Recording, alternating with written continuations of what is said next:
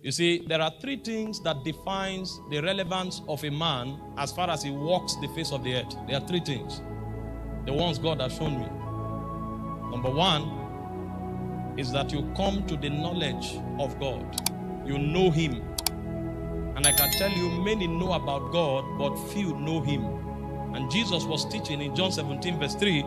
He said, this is life eternal, that you may know him, the only true God, and him whom he has sent. So if you don't know God, you don't have life. Because life is in realms. And I'm going to talk about life at some point here tonight. There is the animal life that is in the blood. According to Leviticus 17 verse 11, even the goat has that life. There is also the soulish life that is in the soul. That's what powers your psychology. And that life is called suke. The bios is in the blood, the suke is in the soul. And that life is sustained by the breath on your nostril.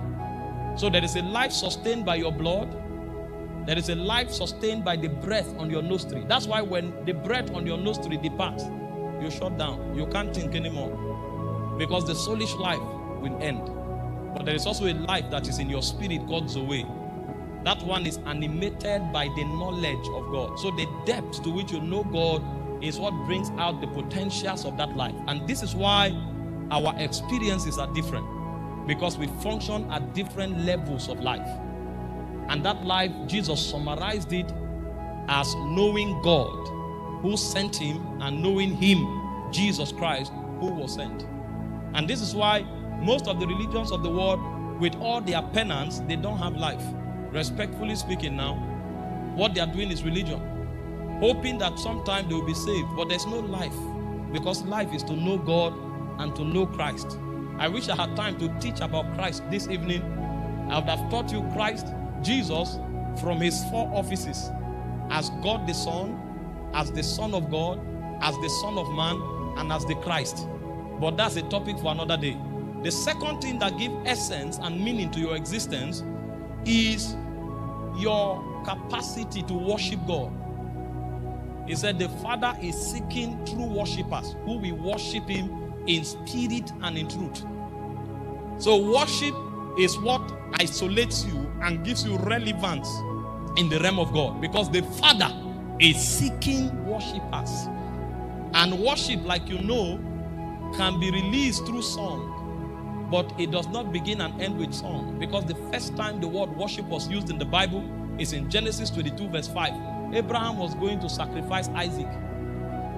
So every act of obedience is worship. When Jesus was in Gethsemane and he said, Father, not my will but thine, he actually worshipped God. Because it is in that alignment that the glory of God in your spirit is released. Songs can ventilate that glory. Prayer can ventilate that glory. Obedience and sacrifice can ventilate that glory. But anything that makes you submit the glory of God in your spirit back to the altars of heaven, you have worshiped God. The Bible, speaking in Revelation 5 verse 8, it said the prayers of the saints are sent to heaven as odors. And it said they are stored in golden vials. So everything that releases incense from your spirit is an act of worship.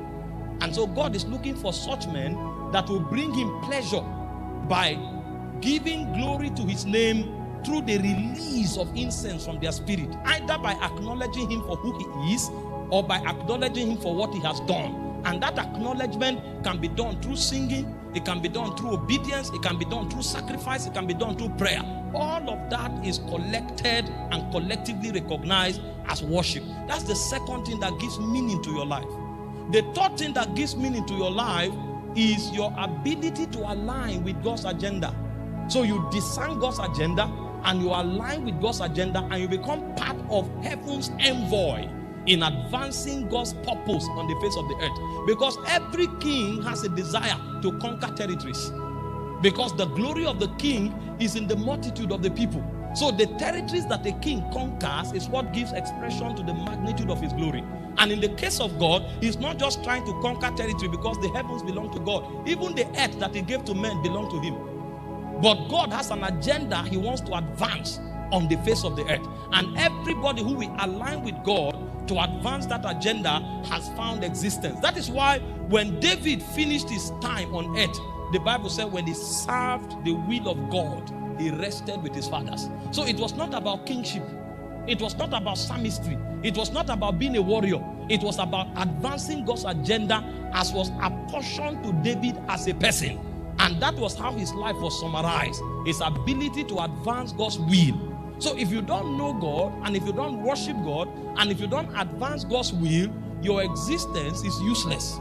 But you see, most times, people are not able to do these three things, not because they choose to, because there are powers that hold them in captivity. Because when we were created to love God. We were created to want to worship God. But if there is inability for us to do these three things, then you know that there are contrary powers that have been designed to make that impossible.